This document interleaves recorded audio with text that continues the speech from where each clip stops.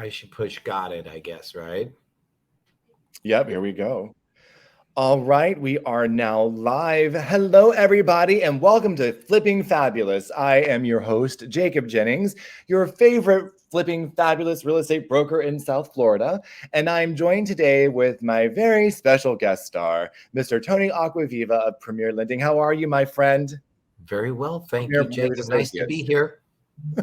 I always get one part of your introduction tongue-tied, but Premier Mortgage Associates. Correct. Got it. I always say Premier Lending because you're in my phone as a lender. So that's funny. I get it now. So, Tony, when did you start Premier? Well, actually, that's a loaded question, and it's simply because I started the company. The company's legal name is NP Inc., and the NP. DBA for Okay. the retail division has always been U.S. mortgage of each individual state. Dear God. Okay. However, it became a compliance nightmare once we started getting licensed in multiple states. And now that we are licensed in 48 states, it has become a complete nightmare to monitor 48 different websites. So we decided to change the DBA from U.S. Mortgage of each state to Premier Mortgage Associates, one name nationally, so we only have to manage one website now. Well, that sounds like a lot more sense to me because I'm only one person, but you have a very large team. And I Yes. love everyone I work with. I work with John Deming quite a bit in your team. Uh-huh. He's very good. And I have to say, the thing I really enjoy about the people that you work with is they're on it. Like I say, hey, I need to talk to somebody. I get a phone call in 2 minutes asking out the details, and then they reach out. So well done. And So, remember now, John Deming is part of First Trust Mortgage, which is our Balustrade specific division of lending. So that's why I get so confused. So, y'all, either way, we got brilliant people for your lending services involved, which is why I wanted to frame this conversation with Tony here. You see, he knows so much more about the national lending platforms that are out there right now. And you're based in Florida, correct? We are based in Florida, but yes, we have offices in 37 states. That's amazing. And just when I feel like I am an underachiever, I speak to Tony and it's confirmed. So I'm only in 3. So anyway, what I wanted to do today, Tony, is to tell people about some of the big changes that are going on right now in the Florida real estate market. As everyone is, most everyone is aware, we're seeing the market shift. Days on market are increasing. Sellers are having to give some concessions. It's still a seller's market right now, but buyers are starting to get some foothold. But there have been some programs that have been implemented throughout the state of Florida that are trying to encourage buyers to get into the market now and to make the buying power, to help them with their purchasing power and get them into home ownership.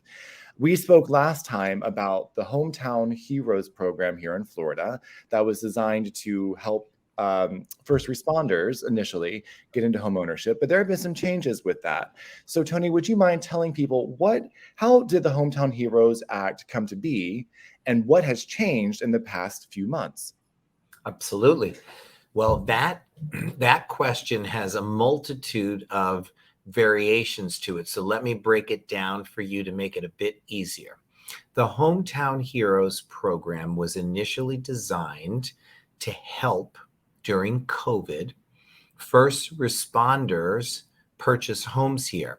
So the attraction was designed to get people in those fields to move to Florida and have the luxury of having some kind of governmental financial assistance with the cash that they may need to purchase a home, because first responders, which broadens that category somewhat, it's not just a fireman or a policeman, but it falls into nurses and doctors and other areas of medicine and fields.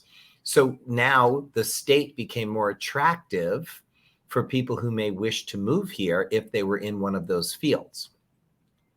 And they realized that they set aside a certain amount of money, of which much of it was not utilized. So the governor had made a conscious decision to broaden the guidelines for the product.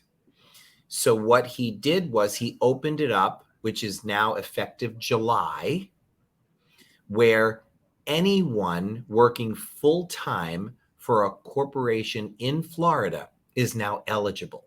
So, wow, Jacob, you have broadened the borrower potential and opportunity dramatically, because Florida is not only home base for many companies, but many out-of-state companies have locations in Florida, which makes them eligible for this program. They have additionally increased the potential from $25,000 in assistance to $35,000 in assistance. So they've made two major changes. Now, they've also done some designations where they're designating a conventional loan versus an FHA loan. And the reason for the designation is they've created separate guidelines for each product.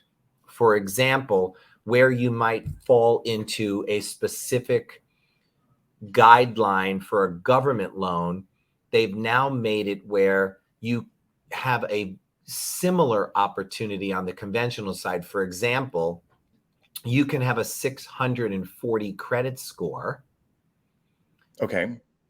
and go on a conventional loan up to a 50 debt ratio if you get an eligible approval through the automated system.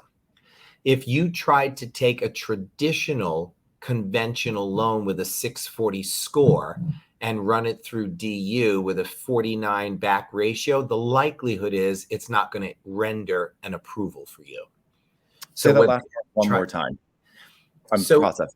There are specific guidelines when you're obtaining financing. One of them is your credit score and your debt ratio, which is pretty typical in traditional lending. In theory, it is, right? If you're over a 45 debt ratio, it might be more difficult. And if you have a lower credit score, it might become more difficult. So now the conventional guideline has lowered the credit score requirement and increased the debt ratio requirement, making it easier to potentially qualify.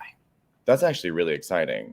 It's so very exciting. And 50%? Is that what it was? But now you must render an approved eligible through the automated system, but the opportunity is still there. And the automated system, and correct me if I'm mistaken, because I want to make sure I'm getting this correctly. How do they find the automated system? They have to go through a professional like yourself, correct? That is correct. It's called direct underwriting, and it is Fannie Mae's system to automate underwriting. You run the file through the DU, and DU renders a decision as to whether or not it likes the file to issue an approval, a suspension, a denial, etc. Okay. And do they give you, with that process, do they give you specific reasons why someone might be denied? Often they do. It's broken down when you read the direct underwriting guidelines or the outcome. It will break it down based on income, assets, credit, and it will try and give you some guidance as to why it rendered the decision it did. Okay, that's fair. That's fascinating. So at least they give you an idea of what to work on in case you are denied. Now, if you're denied, are you able to reapply at a later time? Absolutely. You can only have one opportunity to utilize the Hometown Heroes program. But one time to apply or one time to use it? One time to use it. In other words, if you've gotten one, you can't sell that house and then reapply and try to get it again. It's one time. Okay. However, if you're utilizing it, the money that you're granted based upon what you're approved for never has to be paid back until the home is sold or paid off, which is a tremendous benefit. And I really like the interest rate. What's the interest rate, Tony? Basically, there is no interest rate. You're getting the money until. Are you telling me? But you're telling me, Tony, that everything is going up in value. We're seeing 6% and 7% interest rates, and the feds are ridiculous. And there's no money you can't make any money in real estate. What are you talking about? You mean there's very little to no interest in this program? Because the government specifically the state government, is trying to create opportunity for people to want to move here. Now that's pretty powerful. But what I want to say to this for individuals who are listening, I do a lot of work for people who are trying to break generational poverty. Either they're immigrants to the country or they'll be the first homeowner in their entire family. I deal a lot with homeless youth who are trying to get on their feet. And so I see a lot of misconceptions about home ownership. Now, this is the thing. You do need to develop the mindset to become a homeowner. It's at the top of Maslow's hierarchy. It's not something you're going to go into when you are just learning how to feed yourself, mind you. But what this is enabling people to do is, instead of waiting to have like the perfect 750 credit score to apply for quality mortgages, well, it's much easier to go from nothing to getting to a 640 credit score, which is much more attainable. There are strategies for that. And you're able to use that credit score. If you keep the right debt and credit issues there, you can debt to credit ratio, you can actually get into a home and then really start seeing generational wealth start to accumulate. So that's incredibly powerful. And now, is this available for just first-time home buyers, or is it available for everyone? Well, in theory, it would be available for anyone who works full-time for a Florida corporation, but it's likely been designed for someone who's purchasing his or her first home. That's fantastic. So say we have someone purchasing their first home. In this example is a single family residence, and they are in their late 20s, early 30s. We'll say no family. Okay, it's just maybe a couple buying a property. They qualify for an FHA loan. Yep. How does the Hometown Heroes program fit into this? Well, it's a little tricky in that the Hometown Heroes program is very specific to the city that the person is choosing to buy in. And why am I saying that to you? I'm saying that because there are specific tracking numbers that have to be reviewed and looked up based upon where the borrower is looking to purchase. From there, you have to calculate a certain percentage of the median income, make sure that the borrower falls into that category, and it is from there that you will be able to determine how much eligibility the borrower has. So it's up to 35,000 when all these other factors are included. That is correct. That's right. It might end up being 10,000 for one borrower and 35,000 for another borrower, based on where they're located, the median income for those professions. That is correct.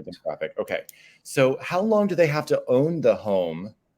So say someone comes in, they buy the house, and typically, if they own the home for 2 of 5 years, or they live in the home for 2 of 5 years, it's because they're the primary residence, and capital gains are different in that situation versus a flip scenario.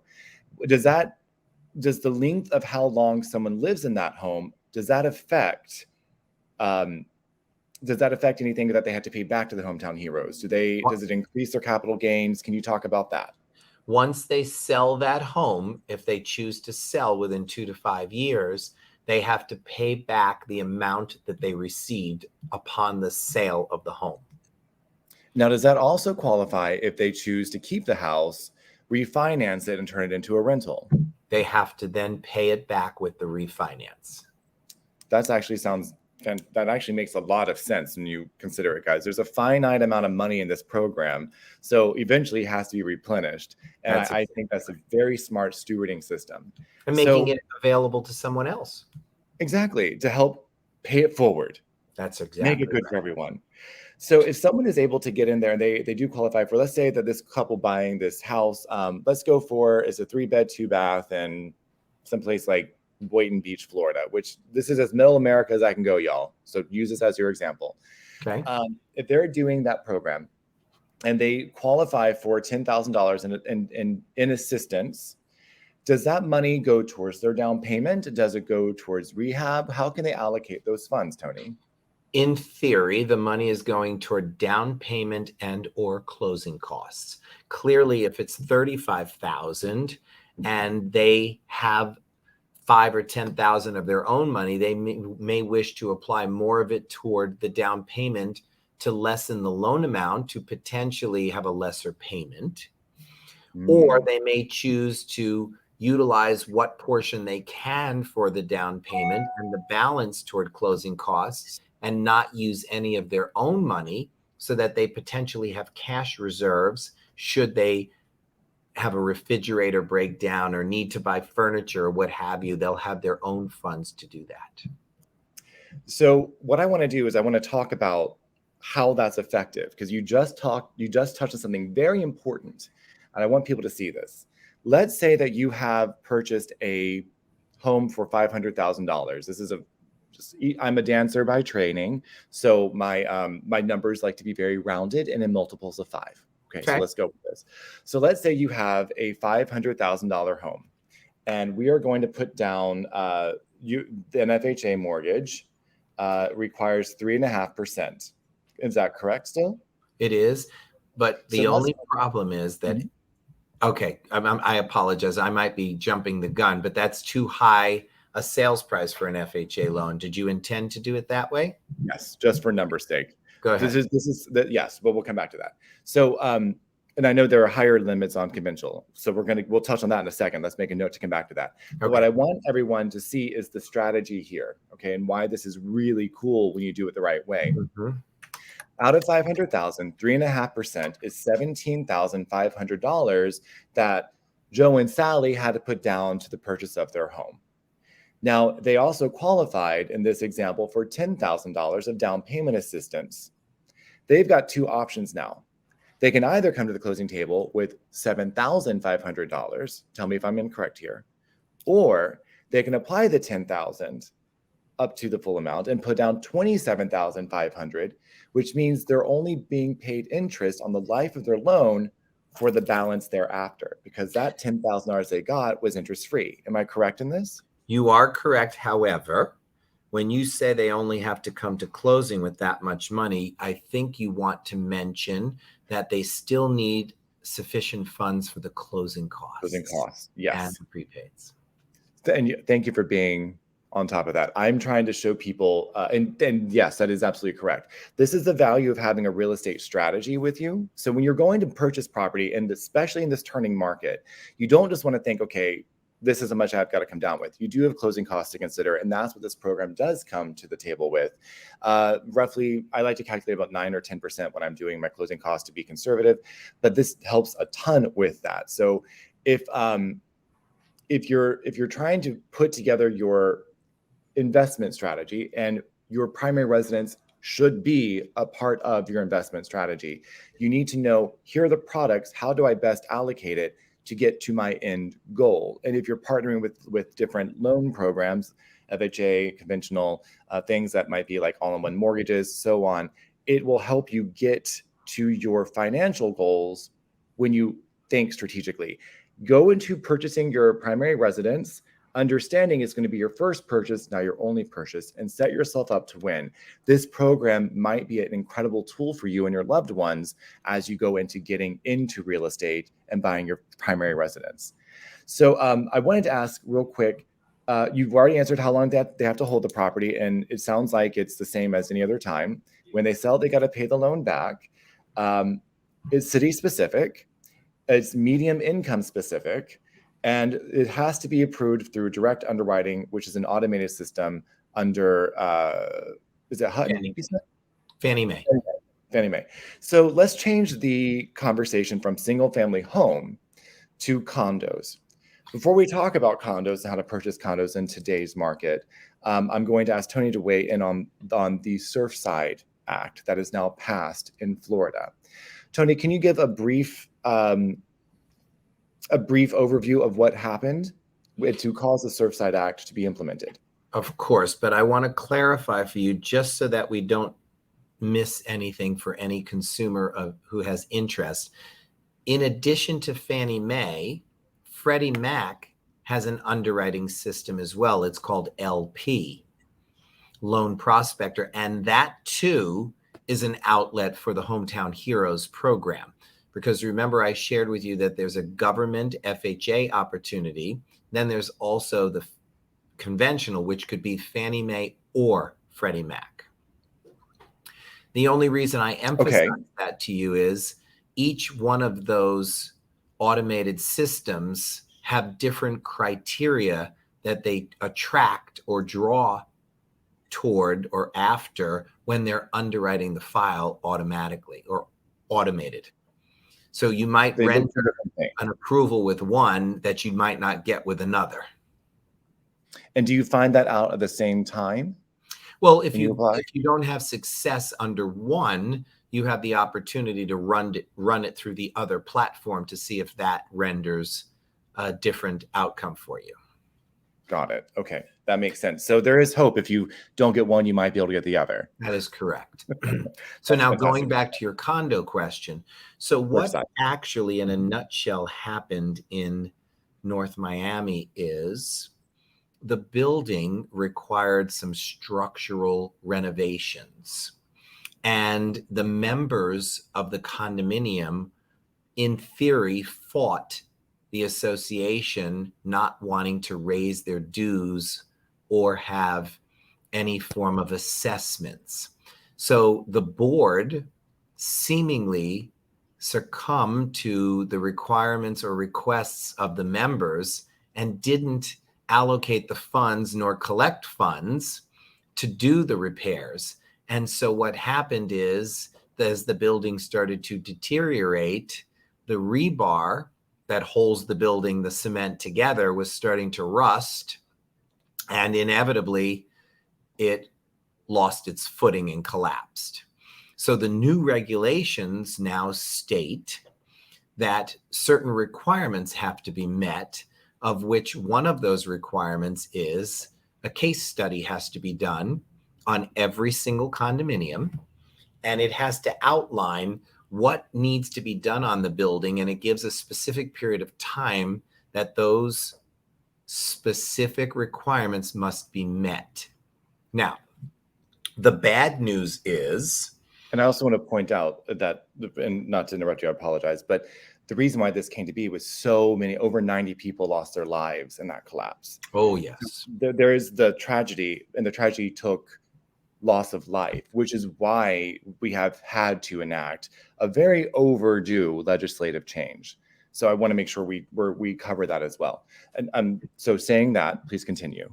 Yes. So now what's happening is by December of 24, virtually every condominium in Florida will have met the requirements, of which any structural work that needs to be done on a building will have an outlined pattern of repair, and the buildings will have sufficient funds to complete those repairs. So until December of 24, there will be some ongoing renovations, rehab, etc., that's taking place on different condominiums. But technically, by December of 24, every condominium in Florida should now meet all of those requirements, which would make them considerably easier to finance, because any of the potential issues that arose or could have arisen will now likely be squashed and cared for. So I'm going to tell a little story about that to make sense of this. When I bought my first condo, we were not able to get FHA approval because there were literally like only 3% of all condo buildings anywhere in Florida had reserves that would meet FHA requirement. They were very stringent. So we were able to get a conventional mortgage, which allowed us to put 5% down at that point in time when we were buying our condo. It was our first home. It was great. Now, we learned a lot through that process about what it means to have reserves in a building. Let's make this human for a second. Living in South Florida, we attract a lot of people getting a vacation home, a second home, or a retirement home. And a lot of these senior citizens that get retirement homes are living on a fixed income. So they get a condo, they live the good life in Florida, but they don't have tons of extra money coming in to pay for these new assessments that are required by the state of Florida now. So what we're seeing is we're seeing condo sales start to stagnate. They're staying on the market longer. They're harder to get closed because there are assessments that have to be done, as Tony is saying, to make sure that the roof is funded when it needs to be funded, that the foundation repair is set up and planned for and will be funded when it is funded. When they have to do something called an MSI for structural integrity, they have to make sure that those are ready and funded as well. And there are different things that are addressing condos that are 3 stories and higher, but all condo buildings are affected, even those under 3 stories. So just be aware that there's a lot of it's a little muddy right now for condos. I would say it's just challenging at the moment. So we're seeing a new crisis in housing as we're trying to repair something that was never addressed, and giving and HOAs had the opportunity to ignore warning signs and not fund reserves, and they were acting, frankly, irresponsibly over time. But I don't want to smack anyone and sound negative that way. I understand, especially in so many of the buildings that are 55 and older, that funds are tight already. So coming up with the extra money to fund these reserves was probably challenging enough as it was. That being said, we now had to come up with a way to fix this problem. How do we help these seniors who are not able to afford to live in the condos that they have been in? And how do we fund the reserves for these buildings that need to be repaired so we don't have more loss of life? So that's kind of the balancing act that's going on right now. In my observations as I've been going around showing condos, because now they're looking more favorable price-wise, but then you go in there and you're finding that your HOA fees are like double what your mortgage would actually be, and there are all these special assessments. Can you talk real quick, and because I do have another point here, can you talk real quick about some of the limitations that we're finding with lending when it comes to having repairs scheduled to be done on a building versus having them already completed when it comes to getting lending for condos?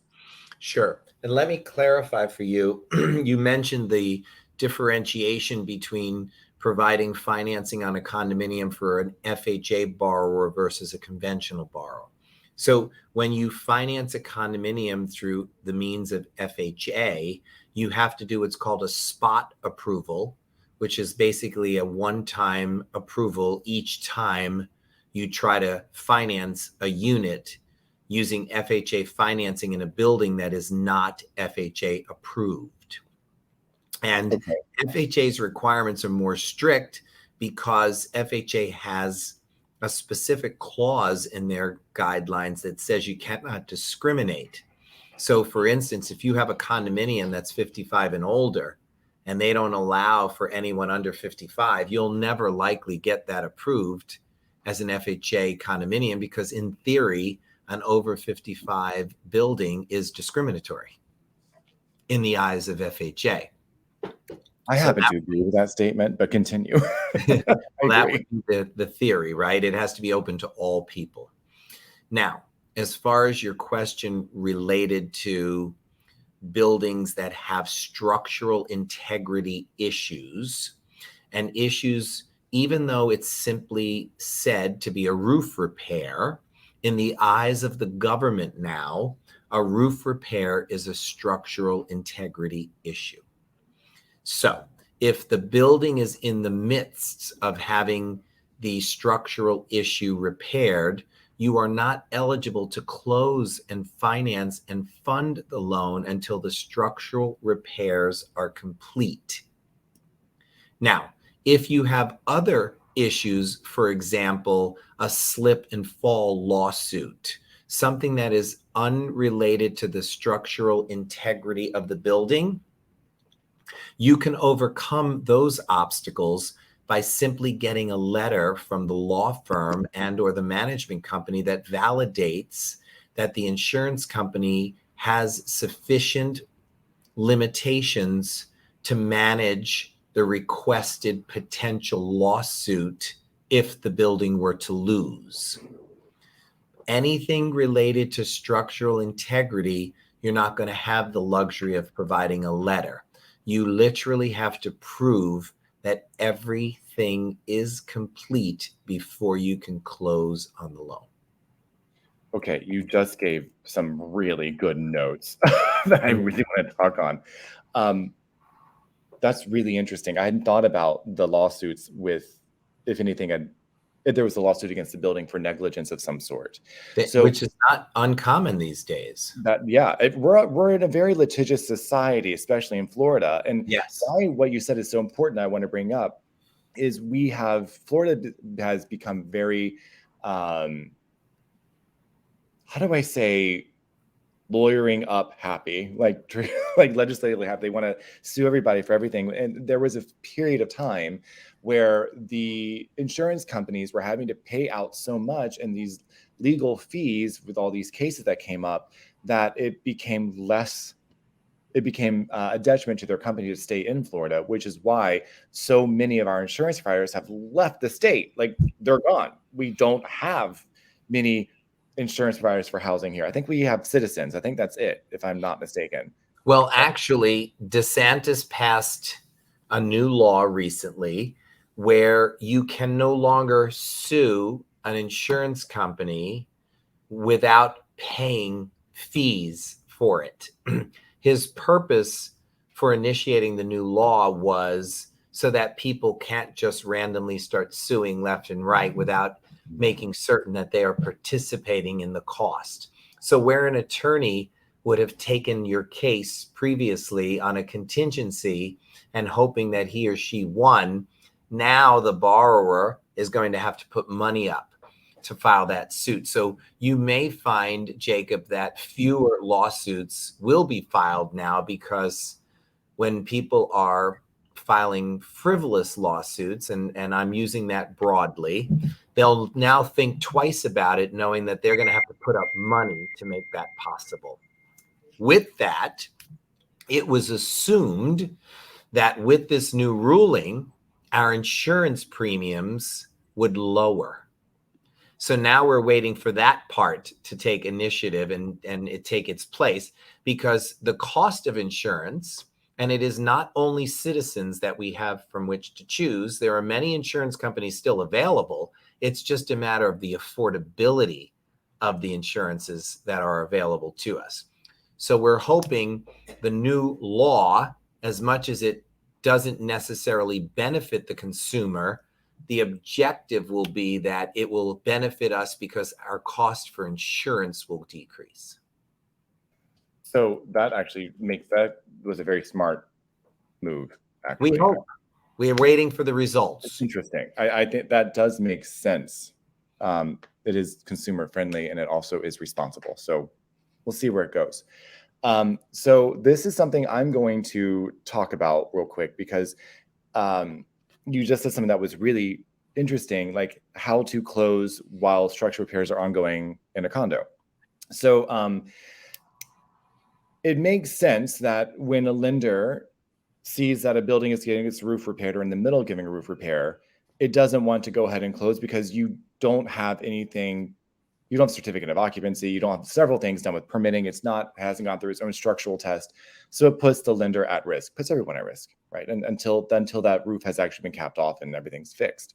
So if you are a condo owner right now and you know your building is going through these assessments and you're trying to sell, you don't know what to do. You need to get out from underneath this property, but you don't want to lose your equity. It's very complicated. It can be very confusing at times. There are ways to go about selling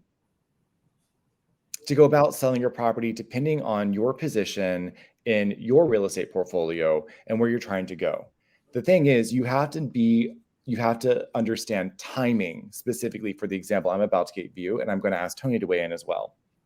So, for example, let's say that this is actually a scenario I have currently. You have a seller who lives in a condo, over 55, a senior citizen, and they want to move because these assessments are going to be too expensive for him in this example. He doesn't understand the new laws that have passed because they are so new and there is so much that's still unclear, but he wants to cap out because we are at the top of the market and he wants to take those funds and reinvest them elsewhere. Totally understand that. This is what I had to say to him. Okay. And you can feel free to take notes, viewers, and give me your opinions in the comments below. Would love to get your insight. He has about $137,000 in equity in this condo. Okay. He does have a mortgage on the condo. When he sells the condo, he's going to have to pay the mortgage off. After that's said and done, he should take home about $117,000 if I have my notes correct in my head. He wants to leave like tomorrow, because they all do. You want it over with. Moving's a pain in the assets. No one wants to stay. It's everyone wants it over. So how do you attract buyers into a condo at this point? Well, people typically at his price point and going into condos you're attracting a lot of cash buyers. But cash buyers don't want to go into the assessments being as crazy as they are right now because they don't know where they're going to land. If your condo building doesn't have all the quotes that it needs, if it doesn't have all of the reserves funded that it needs, there are a lot more wild cards at play. So how do you entice a buyer to buy your condo over another property? This is what I suggested to him, and I would like you guys to put this into perspective. He does have equity in the property. He doesn't need all of his money to move. He needs some of his money to move. We have put together several strategies. One of them is by creating a lease option and a purchase option. What does that mean? Well, he is going to either rent out his unit with the option to buy at a stated time for a stated price from the effective date of the lease, or he can do a purchase option, which is bilaterally binding, meaning both parties have to act for, again, the same price at a stated period in time. He, for example, is willing to carry, say, a $50,000 seller's note to incentivize someone to come into the property, and he can actually make interest on that note. And while the repairs are getting done in the condo, the person that's living there can actually benefit in the equity when it's structured correctly through the attorneys. Now, that being said, how would he be able to hold on, let me rephrase my statement here because I have it half written down right here. How to use HTH with condo. Okay, so now let's say that someone moves into that condo. They are the tenant. They have the option to buy the property.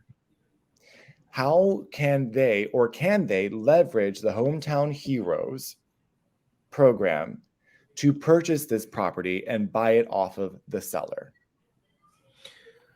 Well, number one, they can't exercise the Hometown Heroes program until they actually enter into a purchase contract with a specified closing date, because your Hometown Heroes money comes at closing.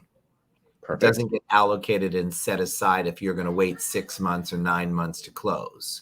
It's being utilized by people who are actively using the funds.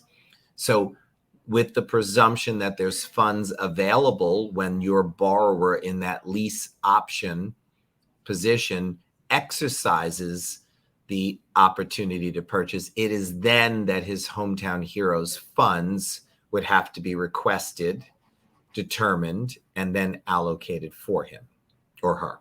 That's brilliant. Now, we have other options, though. Tell me. Well, you could take a private loan temporarily and then exercise a refinance to a better program once the structural repairs are done. So this is a private money loan, correct? Yes.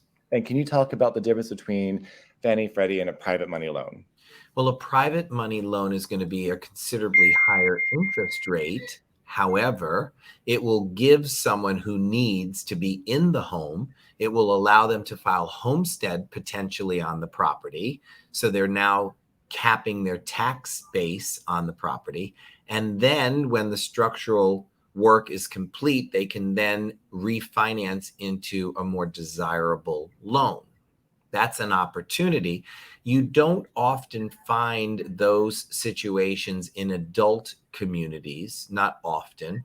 And back to what you had mentioned earlier, more often than not, the mature audience, like Century Village buyers, are leaving those communities simply because in order for all of those condominiums to meet the new requirements, they're raising the monthly association fees, and often they are on fixed rate or fixed incomes, and they cannot sustain a lifestyle that's even Remotely remedially affordable. possible with the elevated association fees. So this is a dilemma that does have to be overcome. But also, if the value is there, you can sell it at its highest possible value and then give a credit toward closing costs and prepaids if that is an opportunity to help someone trying to get into a property that he or she may not otherwise be able to.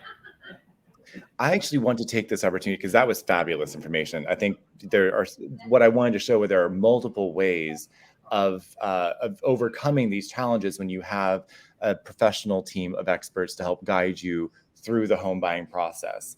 You see, these buildings are already in existence. And if no one comes up and actually goes into these buildings and tries to become homeowners here, the buildings are going to continue to dilapidate, and it's going to get worse and worse and worse. So if there is a way for someone to go into these properties, whether they're a young couple, the starting family, an individual buyer, or even people who are older and more mature, in your words, if there is a plan to get them into the properties safer with an exit, including a refinance down the road, it would make sense to examine these opportunities for you. These buildings have a lot to offer. Just because they are condos and they're being forced to meet the reserves now because of a government mandate, you should not be scared of it. You should examine it. Just make sure you're aware that it might be more cumbersome. There might be more steps, but the end game could be incredibly powerful and lucrative for you if you play your cards right. So that's what I wanted to say on that note. I'm trying to think if I had any questions written down here real quick.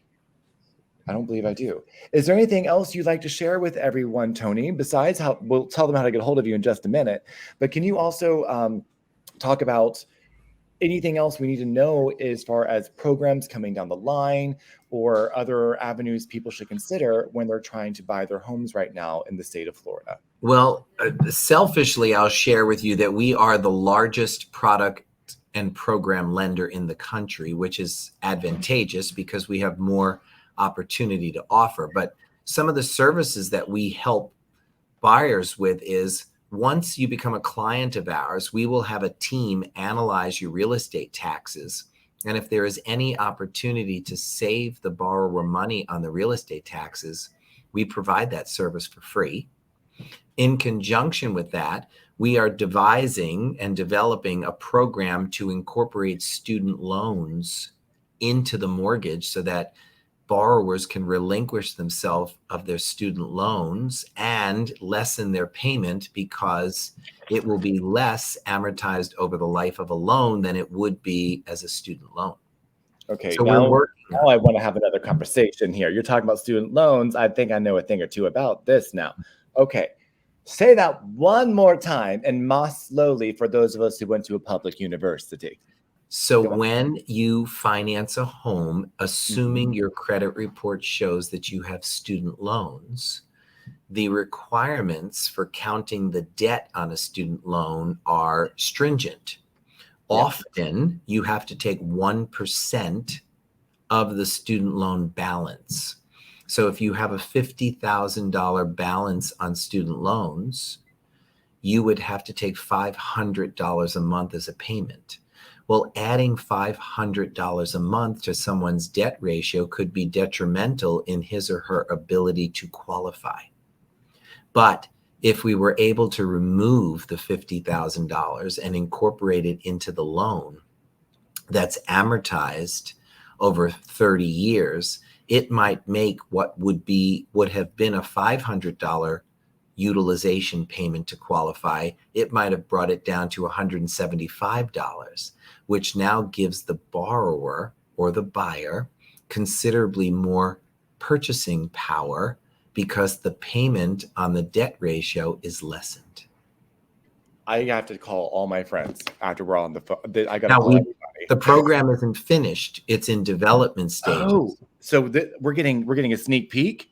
You're getting a sneak peek. And I guess my premise for sharing with you is we are constantly looking for ways and opportunities to help consumers get into property or obtain property or have home ownership.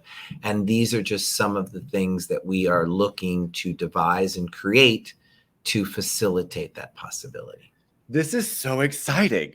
Like I'm actually geeking out a little bit right now. Hold on, let me contain myself. I'm trying to act professional. I might just have to be professional adjacent for a second. This is really exciting. So all of our friends, because I remember when I got my first property with my former partner, I couldn't qualify for the mortgage because of my student loan debt. That's It was right. because of that in particular. So he had to carry the note on his own, which was caused other issues we had to overcome. But now you're saying that there are programs in development, they're not here yet, but they're in development, where people can actually roll their student loan debt into an actual tangible asset that goes up in value over time, that ultimately could be refinanced to pay everything off. But either way, they're removing this weight of a monthly payment around their neck, That's right. reducing the monthly payment and still growing their net worth. In theory, that is correct. I And need a minute for that. I will. I need a cigarette after that. That's going to be really good. I don't smoke, but that sounds, where is that? When is this coming out? Well, we're waiting. We're working with some insurance companies who have to securitize and insure that piece of the loan. So there's a considerable amount of work that goes into these type programs, but I have a plethora of programs that we are going to start working on, all with the intent of helping homeowners obtain their American dream, or buyers obtain their American dream of home ownership. And I think that's one of the advantages of working with a company like us, one that is innovative and desires to create opportunity for borrowers. This is literally what you just did. And I hope people are seeing this. In this one episode, you have mentioned at least 3 different ways for people to come from never owning a home, from being terrified of getting into it, from having all these barriers that keep people traditionally from being homeowners, to actually creating a path of raising their net worth and building generational wealth. This is really, and I did not know this was a thing. I very rarely get flabbergasted, so you have to give me a minute. I'm trying to pull it together here. Give me a second. I'll come back to it. But that's really exciting. I can't wait to find out when this will come to be. Well, we're working on it, and I'll share with you that our premise and our mantra will be, and always will be, we are here to provide a service for the traditional and non-traditional borrower. We are not here to just finance a home for you, but provide you with a service. So would you mind, I want to cover one more thing before we end for the day. And you've been so generous and so gracious to come and join us and offer your time and expertise. You mentioned a minute ago the different limits when I used my example. And I want to make sure I clarify my example of $500,000 for an FHA versus conventional. Would you mind real quickly giving us some of the limits that people need to know about when they're doing an FHA, a conventional, hometown heroes? What are some of the basic limits and requirements that they need to go to? Or can you tell us how they can find that information? Sure. Well, you can always go online and Google the limitations, because they are county specific. Each county has its own limit for an FHA loan, and you have to typically look. Now, there's a different number that will show for a single family home. There's one that will show for a duplex, a triplex, a fourplex. So you have different varied numbers specific to the county that the borrower chooses to purchase in. In addition, on a conventional loan, you go by the federal amount, which is $727,000. After that, it becomes a jumbo loan. However, in certain areas of the country, they have what's called high balance loans, which means they're areas specifically structured where the loan balances are higher. So they call those high balance loans, which is not necessarily a jumbo loan, but not necessarily a conforming loan. It's sort of in between. So there's different structural pricing that takes place based on the category into which you fall. You'll often find high balance loans in states like California, New Jersey, states like that. And then what might be an FHA loan in Broward County, the limit of $400,000 to $500,000 will be dramatically different if you go to Georgia or Tennessee or South Carolina. So you really have to be very specific to the county. And to be even more specific, Orlando or Orange County might be dramatically different than Broward or Dade County. That's for sure. You wrote that all down. I was trying to keep up with you, and I think I got most of it, which is wonderful. What I want everyone to take away is there's so much more to this than just, hey, I want to buy a condo, I want to buy a house myself. Sure. There's so much more here, and you are such a wealth of knowledge. I can tell you not only take pride in what you do, but you enjoy what you do, and it just makes working with you quite delightful. So thank you. Tony, hope you don't mind. I put your email down here at the bottom of the screen so people know how to find you right there. Yep. Tony at premiermortgage.com. That's ntg.com.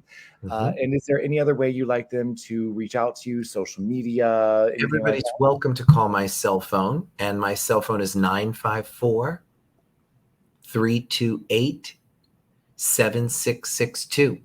And it is my pleasure and my team's pleasure to serve anyone we can. I've also put that number down here on the bottom as well. So you can reach out to Tony at premiermtg.com. You can call it on a cell phone down here. And you can also reach out to me, Jacob Jennings. I am a real estate broker with Balistreri Real Estate. You can reach out to me at jacob@jacobreed.com. I'll put that on the screen as well. So jacobreed.com is my website, and my email is simple, jacob@jacobreed.com. And I'll be glad to help you navigate your real estate journey. Remember, you need a strategy. Your first home purchase should be just that, your first, not your final. And as you go through navigating today's market, which is uncertain, what are you doing to position yourself to safely and securely grow your portfolio and diversify, but maintain your real estate? I would love to be of service to you. Please reach out. Also, I want to take a moment to mention what I'm wearing today. For those of you who don't know, I started a nonprofit called the Sherlock Holmes Foundation to help youth who were experiencing homelessness during COVID. We are now in 3 states, Colorado, Richmond, and Virginia. We help any vulnerable population that's out there. We're trying to make a difference in changing the conversation around homelessness. So if you would like to get involved and change the conversation around homelessness, please go to sherlockshomes.org. That is SHERLOCKS.org. CKSHOMES.org. Oh my gosh, I just butchered that horribly. I'm going to type that out because that was just ridiculous in my own organization. But find out how you can also get involved and see what we can do to make this world a slightly better place today than it was yesterday. And of course, there's a percentage of every one of my sales actually goes to charitable causes. So if you're interested in having a broker help you make an impact with the transaction of your property, please let me know. I would be delighted to serve you. I believe that's everything I wanted to cover today. I am so glad that you took the time to talk with me, Tony. As always, I've learned a ton. It's my delight to serve you, my friend. I'm happy to be here. Well, thank you everyone for joining. Please like, subscribe, and share this video for people you think might need it. Anyone who is curious about that student loan program that might be coming up here with your mortgage, you better stay in touch. You bet your assets I'm going to get to talk more about this. All right. And we're going to do it as soon as we can. Tony, thank you so much. And you have a beautiful day. And I wish you the very same. Thank you so kindly. Thank you, everybody. You are flipping fabulous.